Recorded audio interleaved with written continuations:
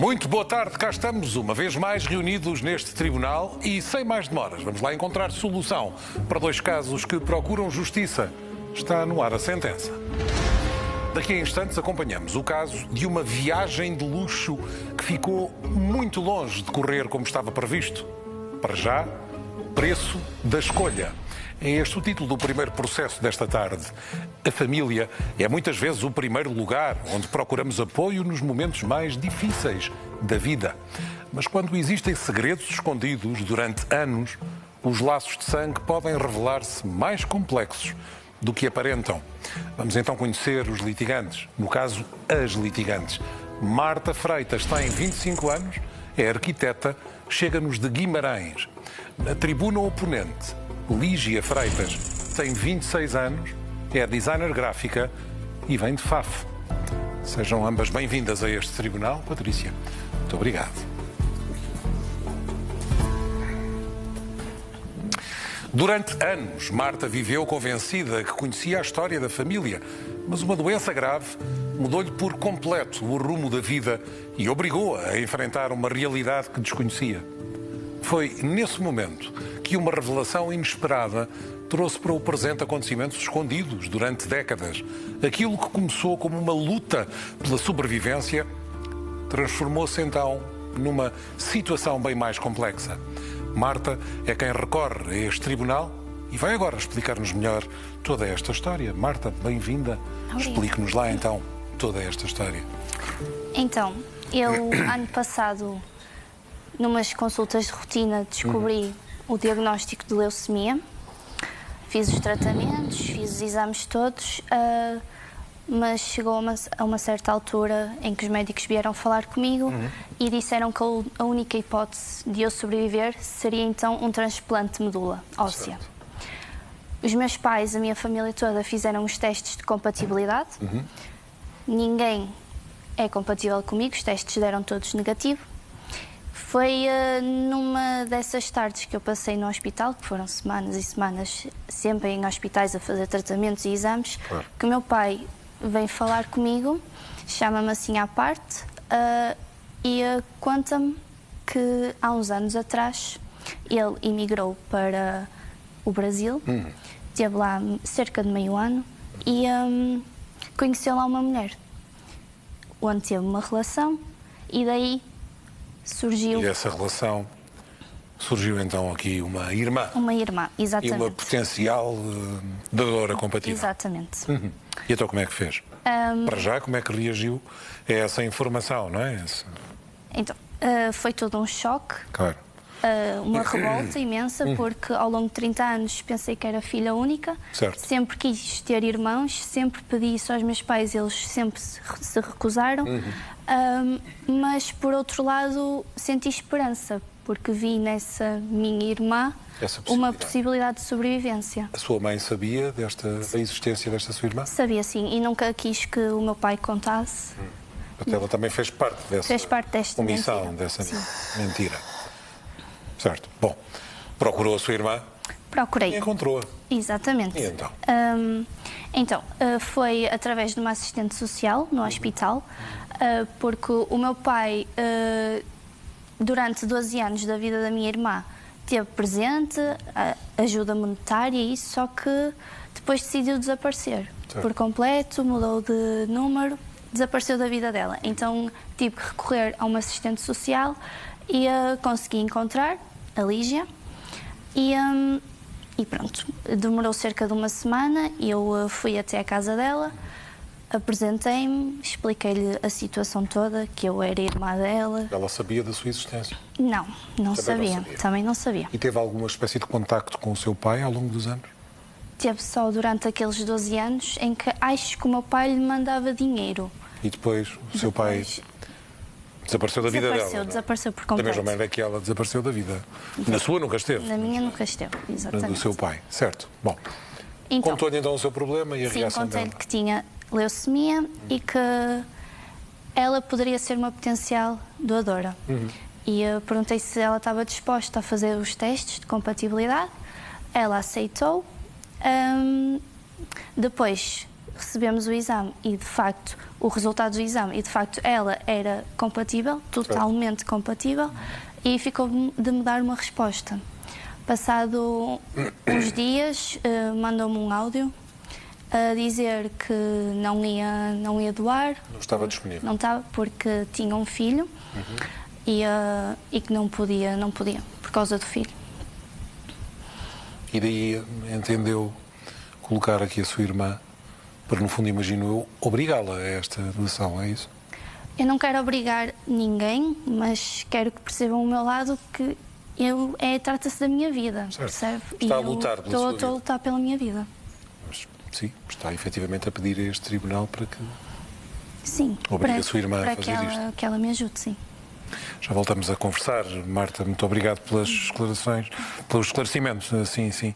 E não posso deixar de desejar que tudo corra bem na sua vida. Lígia, bem-vinda. Obrigada. Eu imagino que para si tudo isto também tenha sido uma grande novidade. Um grande choque. Não fazia ideia da existência desta irmã? Não.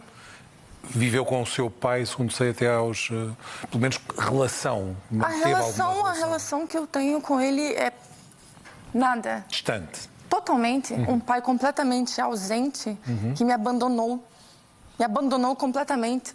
Mandava muito pouco dinheiro para minha mãe, que mal chegava. E isso aconteceu nos primeiros 12 anos de vida? Exatamente. Da sua que vida. ele mandava o valor até aos 12 anos. Depois disso, ele não... Completamente. Desapareceu? Foi comprar cigarros, como nós costumamos Esse dizer. clássico, Sim. Sim. E o dinheiro que mandava também era pouquíssimo. Mas sabia que o seu pai tinha uma família constituída em Portugal? Não. Para si foi tudo uma novidade? A Marta bateu à minha porta, completamente cansada, uma mulher completamente desconhecida. Disse-me que era a minha irmã. E eu fiquei assim, mas como isso? Você é minha irmã? E eu não estava entendendo o que estava se passando. Convidei ela para entrar, bebemos um café, então ela me fez a grande revelação. Disse-me que era minha irmã, que eu tinha um pai, que até então eu pensava que até morto estava, e que apenas não tinha optado por mim. Certo. Que me abandonou, e agora ela vinha me fazer um pedido. Depois de fazer muitos rastreios na família, não havia ninguém que fosse compatível para fazer o transplante de medula óssea. Mas, inicialmente, imediatamente a seguir ao choque, provocado pelas informações que recebeu, disponibilizou-se para fazer o exame. Obviamente. E perceber se havia ali alguma compatibilidade, que se confirmou. Sim. Vamos lá, o vosso pai, no caso, acaba pai por... é dela, porque pai meu nunca foi. Biológico, muito bem. Foi apenas meu O progenitor. seu progenitor, a partir do momento em que se vê confrontado com a possibilidade de perder a sua filha, a sua irmã, optou por revelar este segredo na tentativa de a salvar. A partir do momento em que se sujeita, se disponibiliza a fazer o exame, isto não provocou em si alguma abertura e até, quem sabe, uma relação mais próxima? Não estou a falar do seu progenitor. Estou a falar no caso da sua irmã. Minha irmã. Que, enfim, que acaba por ser tão vítima de toda esta mentira quanto... Será mesmo que ela é uma vítima? Então, de que forma é que considera que não será? Eu não creio nisso. Então? Quem é que me garante que todos esses anos ela não sabia da minha existência?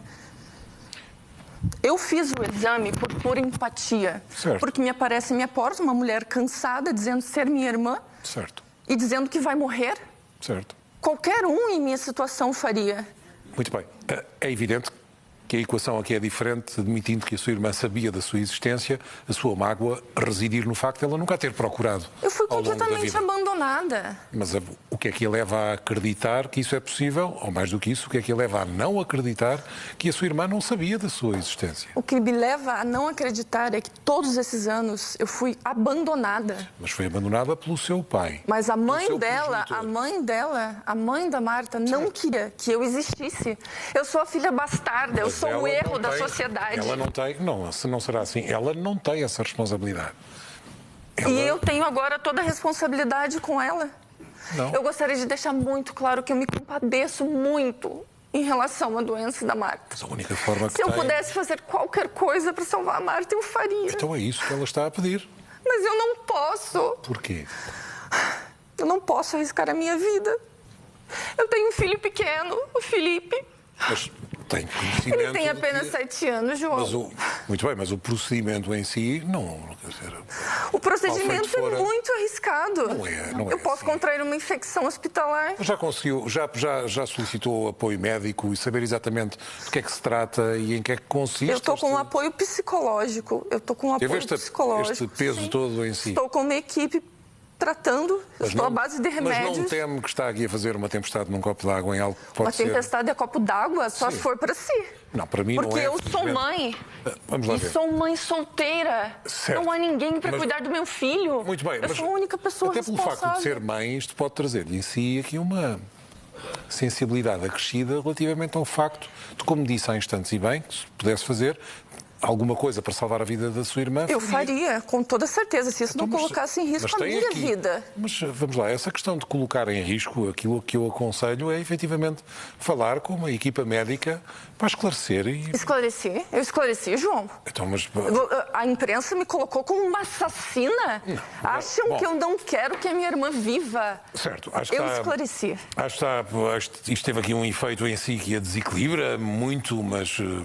Bom, eu não sei até que ponto aqui o Tribunal tem a capacidade de obrigar. Já tivemos aqui outros casos que efetivamente isso se verificou. Se ela não quer, dificilmente o Tribunal a vai obrigar. Quer-me parecer, a não ser que haja aqui alguns detalhes ou contornos que possam surpreender-nos em função da sentença que vamos ouvir. Mas, bom, a única coisa que a pode salvar é manter essa empatia que alega diz ter e se efetivamente diz que faria tudo para salvar a vida da sua irmã, tem aqui uma ferramenta concreta para fazer. Quem é que vai cuidar do meu filho? Eu sou mãe solteira. Engravidei de um imbecil como nosso pai, que fugiu no mundo. Eu sou a única pessoa pelo meu filho. Muito bem, lá terá os seus receios, não sei se é da anestesia, se é do que for. Eu acho que é bom desmistificar que todos nós podemos, sem saber, ter aqui a ferramenta para salvar a vida de alguém e doar seja lá o que for. O sangue, medula, felizmente hoje a ciência garante-nos que são procedimentos, enfim, não simples, mas enfim, que garantem naturalmente que tanto um quanto o outro trata-se de vida. Eu acho que o direito da vida da Marta é inegociável. Eu concordo consigo plenamente. Mas aqui nesta sala a única pessoa que tem a ferramenta para salvar, no caso, é a irmã, a Lígia. Bom, muito obrigado, Lígia, pelos esclarecimentos. Marta? Vai então agora dizer-nos exatamente aquilo que solicita este Tribunal. Vamos lá. Então, eu venho a este Tribunal perceber se posso exigir que a Lígia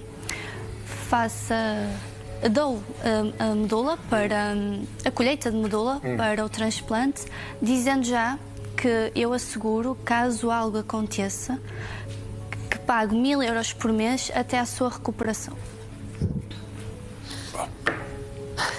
Marta tinha planos para a vida bem definidos, mas tudo mudou com um diagnóstico inesperado, sendo um transplante de medula óssea a única esperança de cura. Filha única e sem compatibilidade com os progenitores, viu as ações esgotarem-se. Foi então que o pai lhe revelou um segredo guardado durante anos. Antes de casar, teve uma outra filha. Acreditando ter encontrado uma última hipótese de sobrevivência, Marta procurou a irmã e explicou-lhe toda a situação. Apesar de reticente, aceitou realizar os testes de compatibilidade, cujos resultados confirmaram a mesma e deram a Marta motivos para voltar a acreditar. No entanto, poucos dias depois, Lígia alega ter receio de possíveis complicações e uma preocupação com o filho menor, o qual cria completamente sozinha. Perante esta decisão, Marta traz hoje Lígia a este tribunal. Assim, quer perceber se pode exigir à irmã a colheita de medula óssea, garantindo que presta apoio financeiro ao sobrinho em caso de haver alguma complicação. 1000 euros por mês, como ela acabou de dizer.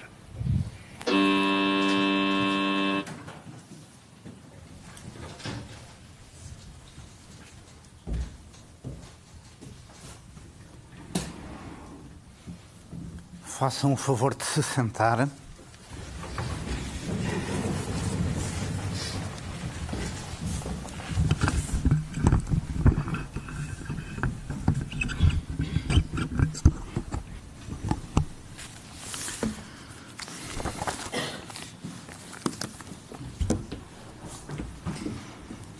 Declaro aberta a audiência. Em tribunal, Marta Freitas litiga contra Lígia Freitas. Ambas são filhas do Sr. Hilário Freitas. Sou Dona Marta Freitas. A senhora é uma jovem, é muito nova, infelizmente está com um problema de saúde muito grave, baixou ao hospital, estava internada e o seu pai apareceu lá. O seu pai, o Sr. Hilário, é uma pessoa imponente, onde ele surge, a presença dele faz-se logo marcar, é um indivíduo com 1,93 m de altura, e ele entrou ali pela enfermaria e vira-se para si e diz: os jovens são estúpidos. Mas o que é que teria passado pela cabeça dele para ele dizer: os jovens são estúpidos? Ele, quando me disse isso, ele estava-se a referir ao erro que cometeu no passado. Estava-se a referir ao próprio? Sim, sim. Não era assim? Não. Era ele próprio? Sim, mas ele não é nada jovem. Não, mas quando ele, de facto, traiu a minha mãe, ele era jovem. E ele estava-se a referir a isso para eu não ficar chateada, que os jovens são estúpidos, fazem disparates, são novos, e foi por isso que ele disse isso. E ele explicou então que tinha traído a sua mãe? Sim, ele disse-me que há uns anos atrás, ainda antes de casar com a minha mãe, já namorava com ela, mas antes de casar, ele teve que ir trabalhar para o Brasil, e foi aí que ele teve vários casos, mas isso não vem ao assunto. Um deles foi com a mãe da Lígia, que resultou então de uma filha. No Brasil? No Brasil, exatamente. Durante 12 anos manteve contacto com a Lígia, mandando-lhe dinheiro. Ao fim desses 12 anos, por vergonha, segundo ele, decidiu cortar relações, mudou de número. Por isso é que ele estava a dizer que os jovens eram estúpidos. Sim. Ele queria dizer: eu fui estúpido, já deixei de ser, mas todos os jovens são estúpidos, portanto têm que compreender esta situação. Dona Lígia, realmente o Sr. Hilário, vosso pai de ambas, é o seu progenitor. Ele, durante estes 12 anos, os seus 12 anos de vida iniciais, ele foi sempre pagando uma pensão de alimentos. Entretanto, a senhora é uma adulta e teve uma relação amorosa com o pai de seu filho, e a senhora diz que, precisamente, ele, o pai do seu filho, é um imbecil como o seu pai, o vosso pai, não é? Imbecil como o Sr. Hilário. Obviamente. Quer dizer, ele realmente diz que era estúpido e a senhora diz que é um imbecil. Porquê é que diz isso? Que ele é um imbecil e que o seu ex-namorado também é um imbecil. Ex-namorado não, foi fruto de uma relação. Eu concebi o Felipe. E não vejo outra palavra a não ser estupidez. Um homem que coloca uma criança no mundo e foge. Não, mas diz que o seu ex-namorado é imbecil. Obviamente. Por mau azar, caí na mesma desgraça. A mesma desgraça me aconteceu 2 vezes. Fui abandonada pelos 2 homens que deveriam ser tudo para mim. Fui mãe sozinha. Sofri depressão pós-parto. Fui humilhada. Fui abandonada, deixada, amíngua. E hoje sou o retrato da sociedade. Que idade tem o seu menino agora? 7 anos, o Felipe. 7 anos, o Felipe. E a senhora diz que está aqui em causa o Felipe porquê? Doutor, se algo correr mal comigo, se eu tiver uma infecção hospitalar, uma reação negativa à anestesia, quem é que vai cuidar dele? Eu não posso arriscar o futuro do meu filho. Um filho que já cresceu sem pai e agora pode crescer sem mãe. Sim. Pois, aqui o que está em causa é o direito à integridade física de cada um. Aqui a sua irmã Lígia é dona do corpo dela. Sim. E ela, em princípio, é que decide o que acontece com o corpo dela. Porquê é que a senhora agora quer impor algo que é relativamente invasivo que é uma doação a seu favor? Porque a minha vida depende disso. Se eu tivesse nas minhas mãos a escolha, se eu pudesse ajudar a salvar uma vida e escolher não o fazer, a mim não me cabe na cabeça. Para mim é totalmente desumano. Os riscos são controlados, são reduzidos. Eu não percebo mesmo como é que uma pessoa que pode salvar uma vida escolhe não o fazer. A minha vida depende da Lígia e ela sabe perfeitamente disso. Dona Lígia, a sua irmã disse agora várias vezes salvar uma vida. Salvar uma vida. Nós estamos na praia. Eu nunca presenciei uma cena dessas, mas se presenciasse, fazia logo a minha leitura jurídica, a minha leitura legal da situação. Temos um nadador salvador que está lá para salvar vidas. A praia tem muita gente, é um fim de semana, um domingo, e há uma pessoa que está em risco de vida no mar. O que é que o nadador salvador faz? Vai a correr com a boia e não pede licença a ninguém, dá encontrões a toda a gente e realmente ele aí afeta a integridade física dos outros, mas está a agir em estado de necessidade. A sua irmã aqui também não estará numa situação idêntica? Sim, meritíssimo. E eu concordo com o senhor. E eu jamais queria que a Marta passasse por isso. Se eu pudesse fazer qualquer coisa pela Marta, eu faria. Mas eu não posso colocar a minha vida em risco para salvar a vida dela. Eu tenho direito à autonomia do meu corpo, à integridade do meu corpo. E o direito à vida dela não pode se sobrepor a mim, ao meu direito.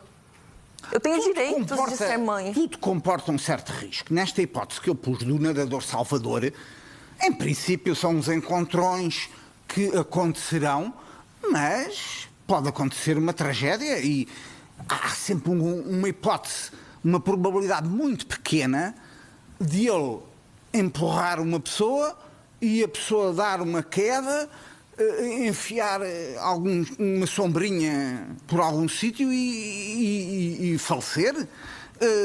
E, portanto, quer dizer, há sempre um pequeno risco, mas a probabilidade aqui será pequena ou não? Não, a probabilidade não é pequena, senhor. Excelentíssimo, eu imploro, tenha compaixão por mim. Eu sou mãe, eu tenho um filho para criar. Eu cresci sem pai, sem marido. Eu não tenho ninguém no mundo. E agora, ela que sempre teve tudo, vem a esse tribunal me exigir o que ninguém tem direito de exigir do outro, que é a minha integridade física.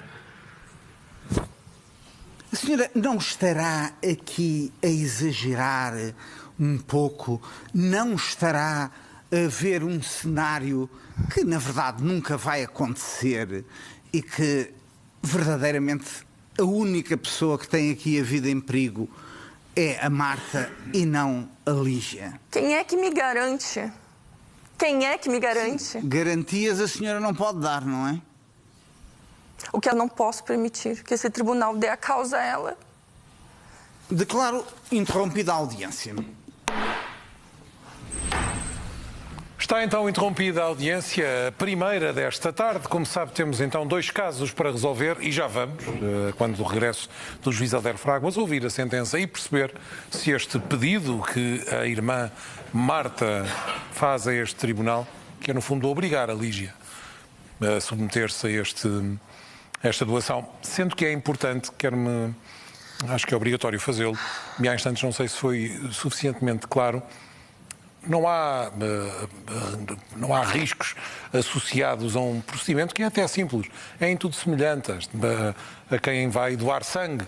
No fundo estamos a falar, ainda por cima, porque a medula tem a capacidade de regenerar muito rapidamente e, portanto, no limite pode sentir algum cansaço ou nada que um bom bife não resolva logo a seguir. Mas importante aqui é perceber que tem esta capacidade de salvar uma vida. E isso sim é uma dádiva absolutamente extraordinária, de repente viver o resto da vida a saber que houve ali um momento em que, graças a mim, alguém não perdeu a vida. E isso acho que é um feito absolutamente extraordinário e, portanto, não se acanhem se eventualmente tiverem a felicidade até de serem compatíveis com alguém que precisa para poder continuar a viver. Isso é extraordinário, portanto. Bom, cumprimento agora os nossos 5 jurados de hoje. Liliana, vou começar por si, vou assim direitinho e no próximo caso faço o movimento inverso.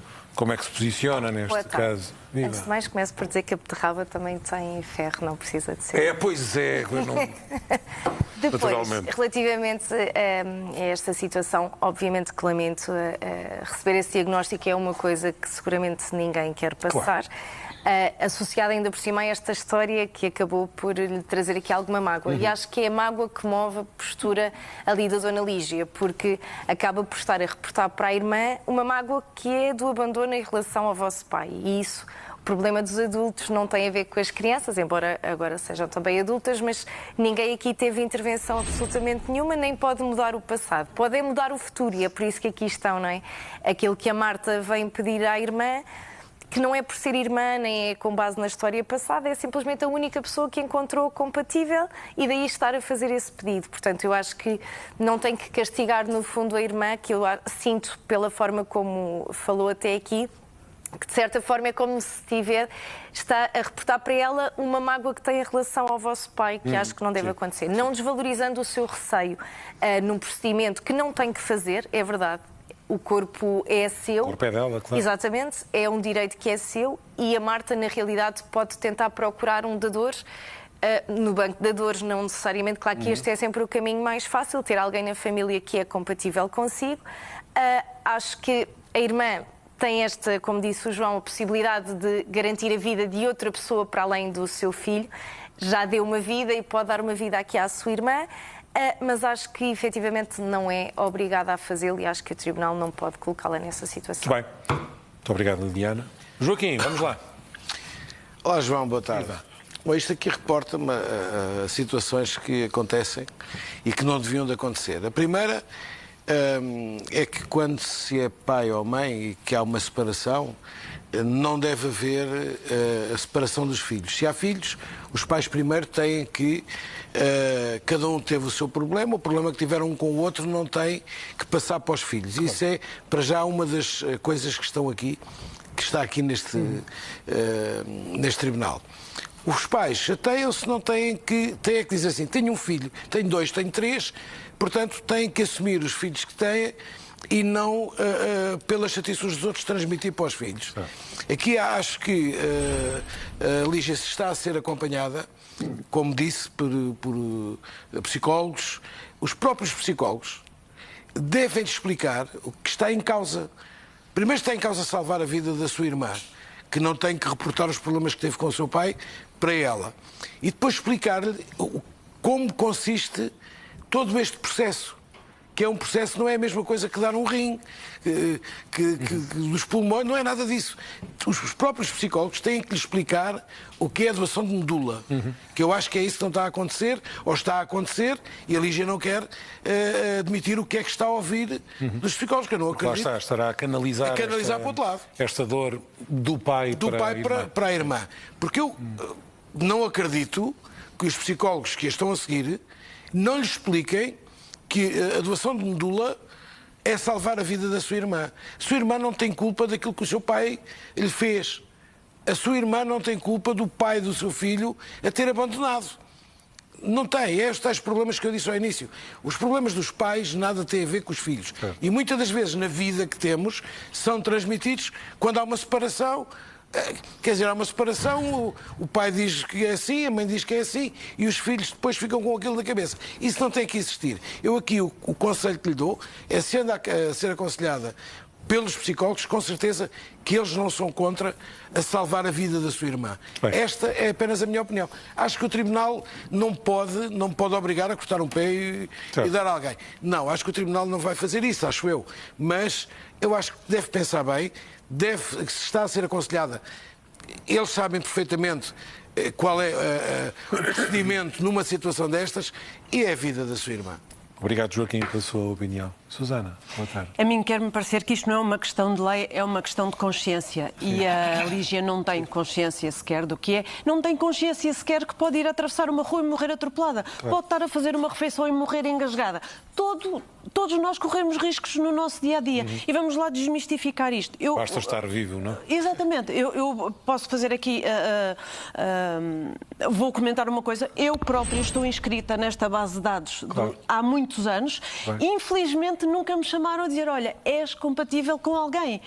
E acho que era a coisa que se calhar todos nós estamos aqui que nos deixava mais contentes de dizer, eu não preciso saber quem é, só saber o facto de conseguir ter a felicidade de alguém ter vivido uns anos a mais por eu ter dado a minha medula. E isto há duas maneiras de fazer, pela própria medula e pelo sangue. Portanto, completamente fora. E sempre acompanhado e sempre com os testes certos. E isto custa-me.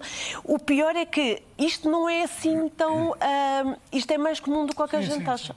Mas muitas vezes também pelo desconhecimento e... Precisamente. Mas ainda bem que, agora, que acabou de dizer o que disse.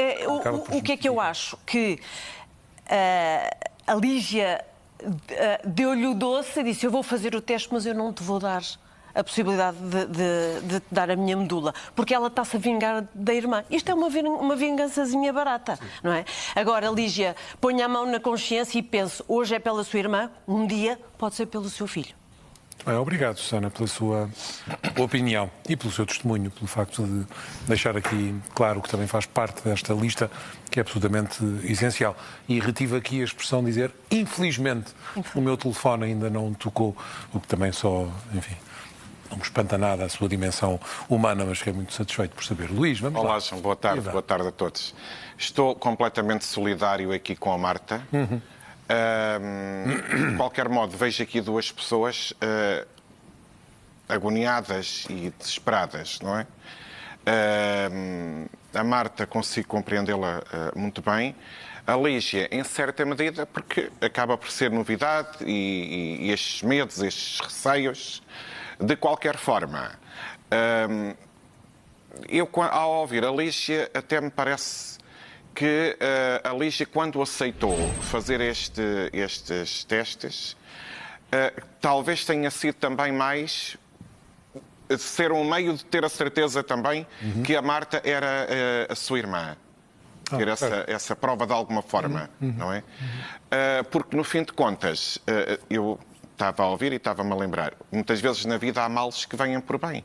Não é? Certo. Ninguém quer passar por aquilo que a Marta está a passar, mas neste quadro familiar de duas irmãs, Lígia, se você pensar bem, o ajudar neste momento a sua irmã Marta, o que é que faz também que aconteça, que lhe dê essa possibilidade de ganhar uma irmã que você nunca teve, quer dizer, teve, mas nunca teve esse conhecimento, não é?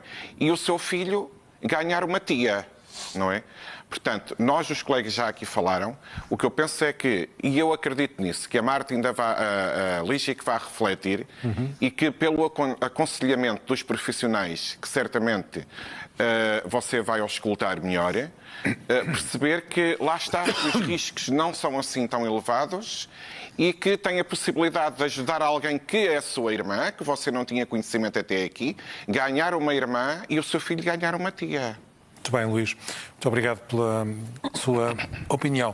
Lígia, consegue compreender aqui este posicionamento, que eu diria que é transversal, só volta a ouvir a Maria José, mas seguramente não será muito diferente. Consegue compreender... Eu tenho que lhe colocar assim a questão, não me vai levar a mal, mas vamos admitir que, efetivamente, acontece num futuro, a médio prazo, algo fatal à sua irmã. Como é que vai conviver consigo própria, sabendo que nada fez para alterar esse cenário? Péssima. Para mim não está sendo nada fácil estar aqui e dar essa resposta. Mas eu não estou dando um não pela minha vida. Eu estou dizendo um não pela vida do meu filho. Vamos lá. Eu preciso proteger ele. Certo. Mas não tem ninguém por ele. Mas acho que era mesmo importante falar, mais do que com os psicólogos, naturalmente, que são, no seu caso, parece-me evidente, essenciais, mas falar com o médico da especialidade para explicar exatamente em que é que consiste o procedimento, para estar aliviada e perceber que para si não vai ser nada. Eu já falei com a equipe médica. Existem riscos, sim. Eu posso ter uma rejeição à anestesia. Eu posso contrair uma infecção hospitalar. No período de recuperação, nos 30 dias, quem é que vai cuidar do filho? Mas isso é tão verdade como de repente ser anestesiada para arrancar um dente. Mas aqui não se trata disso. Este procedimento, enfim, quando vamos a um hospital e de repente precisamos de um tratamento, seja lá qual for, mais ou menos invasivo, há riscos sempre. Mas neste caso, parece-me que são absolutamente mínimos. A sintomatologia, no máximo, mínimos são pode ir para os com uma dor de vossos cabeça médicos, João. Para mim, que sou uma mãe solteira, eu não posso correr esse risco, eu não posso me colocar nessa posição. Certo. Vamos lá. Deixa-me só dizer isto. Lígia, imagine que a pessoa que lhe fez este filho, não é? Tinha tido uma relação e que o seu menino tinha um irmão. E que a determinada altura tinha o mesmo problema que tem a sua irmã. Nós temos muitas vezes que nos posicionar no lugar do outro. Eu acho que a vida muitas vezes é uma caixa de surpresas. Está demasiado bloqueada e enfim, há aqui precisa aqui de... E mal informada. Sim, e sobretudo desinformação, mas precisa de tratar ali a cabeça para olhar para ela própria e para que rodeiam. Acredito que é grande dos próprios profissionais. Sim. Bom, vamos lá. Olá, João, boa tarde. É isso mesmo que eu penso. Elas são duas vítimas. Duas vítimas da vida, duas vítimas de tudo o que as rodeou e que as rodeia até agora. Mas, Lígia, o simples significado de existir é um risco. Menina sai da cama, cai, parte uma perna, pode-lhe acontecer alguma coisa. Nada lhe garante que a sua vida está protegida de tudo com um escudo e que é esse escudo que a vai proteger para poder ajudar o seu filho. Não.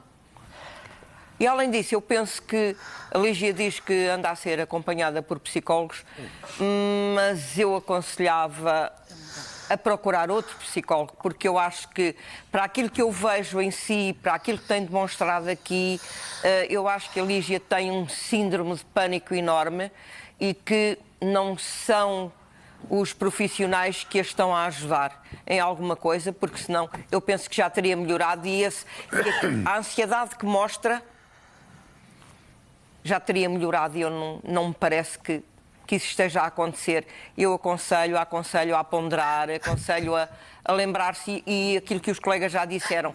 Pense que tem um filho e que talvez ele um dia, esperemos que não, mas que possa ficar nessa situação e você nunca se vai perdoar. E o viver com essa culpa deve ser extremamente difícil. Muito obrigado, Maria José. Obrigado aos 5. Dou-vos 10 segundos a partir de agora. Vamos lá.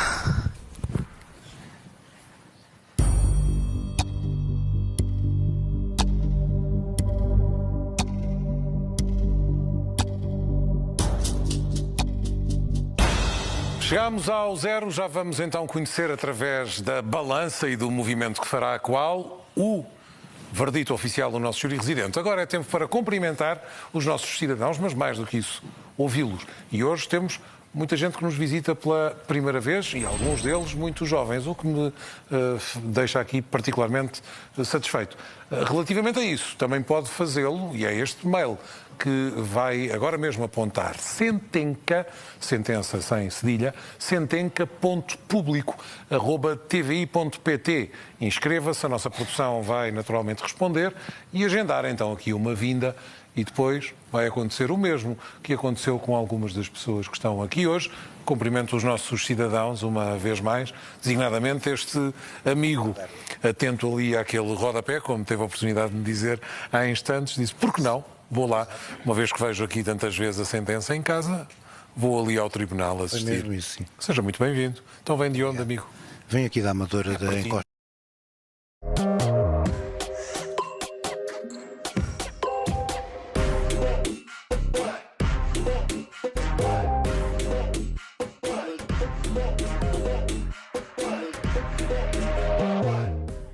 Do Sol, sim. Muito bem. Então vamos lá, este nosso primeiro caso. Como é que se este primeiro caso é assim, em termos de lei, eu acho que não haverá lei Dificilmente vai obrigá-la. Possa obrigar a Certo, Lígia a fazer doação. Mas também, conforme o júri residente já afirmou, há aqui uma certa vingança, porque se a Lígia não tivesse intenção de ser dadora, nem sequer se propunha a fazer os testes. Certo. Sim. Porque assim está a criar uma esperança à irmã e vai E acha que dificultar está a ainda fazer mais as este coisas. exercício de canalizar esta dor para a irmã, Sim, relativamente ao acho pai, naturalmente. A nossa sociedade está um bocadinho mesquinha. E conforme também já foi dito, Deus queira que não, mas o filho, devido ao pai da criança poder formar outra vida e ter outra, vir a acontecer o mesmo. Às vezes. E qual seria a atitude da Lígia então? Sim, sem dúvida. Muito obrigado pela sua opinião e, uma vez mais, bem-vindo a este tribunal. Olá, viva! Bom dia. Os três vêm mais ou menos ali da mesma zona. Exatamente. Margem Sul. Correto. Estudantes universitários. Exatamente. Ali na área da gestão, os dois. Certo. Ali a minha querida na área artística. Exatamente. Sejam muito bem-vindos. Vamos lá, a opinião, para ouvir os três, muito rapidamente. Portanto, após a exposição do caso, eu estou do lado da Marta. Certo. Porque eu entendo o lado das duas, entendo que as duas são vítimas. No entanto, eu acho que a Lígia é capaz de fazer muito pela sua irmã. E é claro que existem riscos, mas como foi dito e bem por parte dos júris, existem riscos para tudo na vida. Podemos sair agora do estúdio, ser atropelados e termos a vida arruinada, não é? Para se ficar mal, a única condição que é preciso é estar-se bem, não é? Exatamente, nem mais. Mais nada. Acredito que a Lígia pode confiar no serviço de saúde do nosso país. Acredito que ficará bem servida e pode salvar uma vida, afinal de tudo. E é algo que também foi dito que esperemos que não, mas se eventualmente acontecesse com ela, acredito que... Ou com o filho. Ou com o filho. Seria aqui outra não. perspectiva, Exatamente. Muito bem. E é isso. Estou muito obrigado. Muito obrigado pela sua opinião. Olá, viva. E nós? Olá, muito bom dia. Eu estou do lado da Marta porque acho que não se mete em causa uma vida. Certo. E a Lígia, querendo ou não, está a meter em causa a vida da sua irmã. E a questão que estamos a avaliar é se efetivamente a lei, Exatamente. como é que se vai posicionar neste caso e se este tribunal pode obrigar a Lígia a doar mesmo contra a sua vontade. Exatamente. Acha isso mais difícil de acontecer? Portanto, terá de ser necessariamente uma decisão dela própria, não é? Muito bem, obrigado pela sua opinião também. E este jovem? Bom dia. Viva. Bom dia a todos. É boa tarde. Já almoçou. Exato. Vamos lá. Confesso que também estou do lado da Marta, pois acho que a Lídia devia deixar de parte alguns problemas do ano passado que teve com o pai e pensar que no presente em que estamos pode salvar uma vida de uma irmã biológica e que poderá vir a ter uma irmã companheira para o resto da sua vida no futuro. Muito bem. Obrigado também pela sua opinião. Estudante de gestão. Exatamente. Vai-me ajudar aqui a gerir o seguinte. Seguro-me lá no microfone para ouvir a sua parceira do lado. Isso. Boa tarde. Vamos lá. Eu também ficarei do lado da Marta, porque eu sei que é difícil para a irmã, mas ela está magoada por ter sido abandonada 2 vezes. Mas ela tem que refletir um pouquinho que ela estará salvando uma pessoa do próprio sangue. E estaria tendo ganhando uma família. Certo. E não ficaria mais sozinha no mundo. Então, eu dou razão para a Marta. Muito bem. Muito obrigado também pela sua opinião. Obrigado a todos aqueles que se pronunciaram neste nosso primeiro caso. Temos aqui, neste lado da bancada, também ali aquele casal jovem que nos visita pela primeira vez. Terão a oportunidade de se pronunciar, mas só no caso seguinte. Agora, então, o momento em que, através deste grafismo, vamos então conhecer o verdito oficial do nosso júri residente. Aqui está a balança no seu ecrã. O verdito é este. Liliana e isolada no prato correspondente à Lígia. Todos os outros jurados consideram que a razão, neste nosso primeiro caso, está do lado da Marta. Está então conhecido o verdito oficial do nosso júri residente. Quando regressarmos, vamos ouvir a sentença. Essa sim, vinculativa. O intervalo é curto. Volte connosco, até já.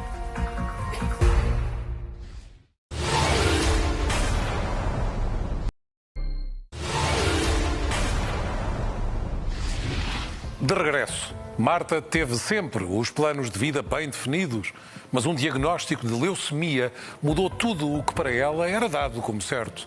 Meses depois de realizar vários exames e tratamentos, concluiu-se que a única esperança de sobrevivência seria um transplante de medula óssea. Acontece que os progenitores de Marta não são compatíveis e não existiam irmãos conhecidos. Até o pai confessar que, antes de casar, teve uma relação da qual nasceu uma filha, de nome Lígia. Passada a primeira fase de choque, Marta viu nesta irmã uma possibilidade de salvação.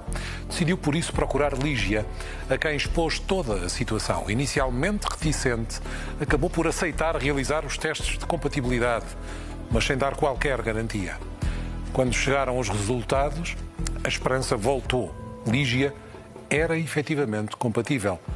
Mas dias depois, informou Marta de que não avançaria com o procedimento. Mãe solteira, o filho menor é a principal preocupação.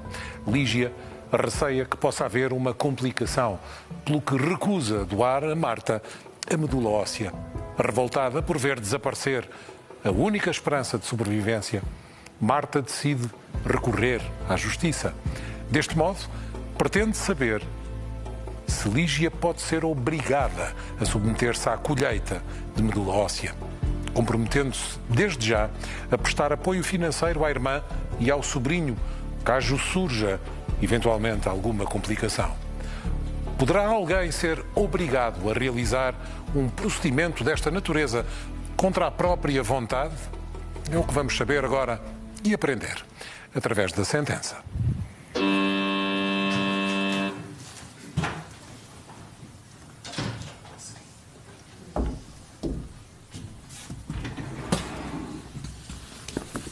Façam o favor de se sentar.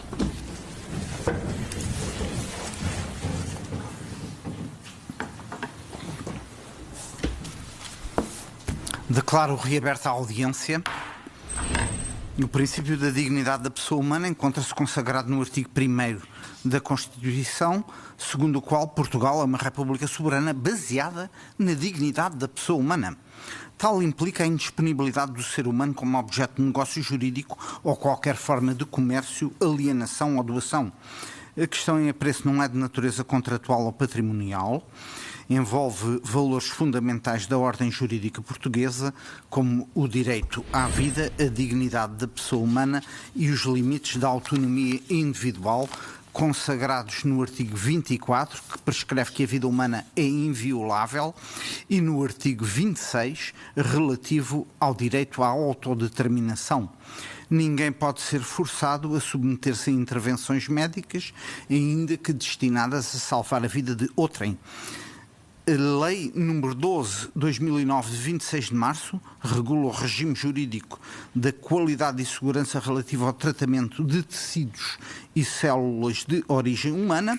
O artigo 22 estipula que a dádiva de células e tecidos é voluntária, altruísta e solidária, não podendo haver em circunstância alguma lugar a qualquer compensação económica ou remuneração, quer para o dador, quer para qualquer indivíduo ou entidade. Mesmo em contexto de transplante de medula óssea entre familiares, a lei não admite nenhuma forma de imposição judicial da dádiva, por mais urgente ou dramática que seja a situação clínica do receptor.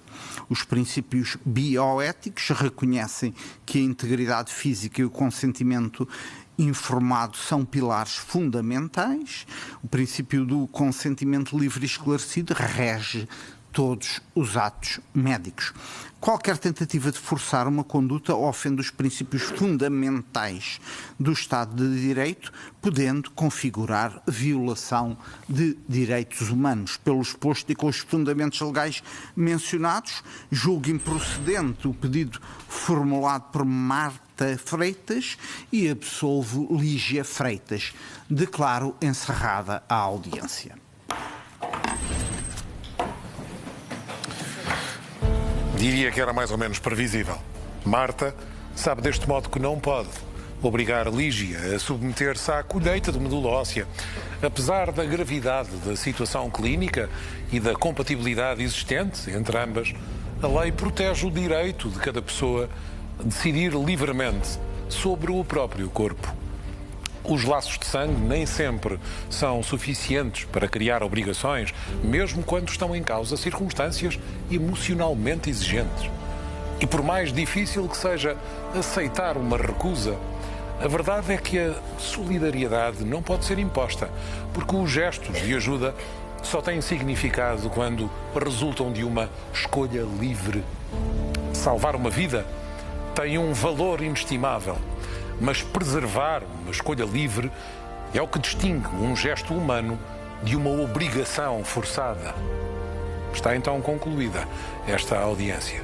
Já de seguida, sem paragens, recebemos um processo sobre uma viagem de luxo que ficou muito longe de correr como previsto. Desvio no destino é o título do segundo processo desta tarde. As viagens representam muitas vezes uma forma de descanso e fuga à rotina. No entanto, nem sempre aquilo que é planeado corresponde ao que sucede. E, por vezes, surge mesmo a necessidade de adaptação a circunstâncias imprevisíveis.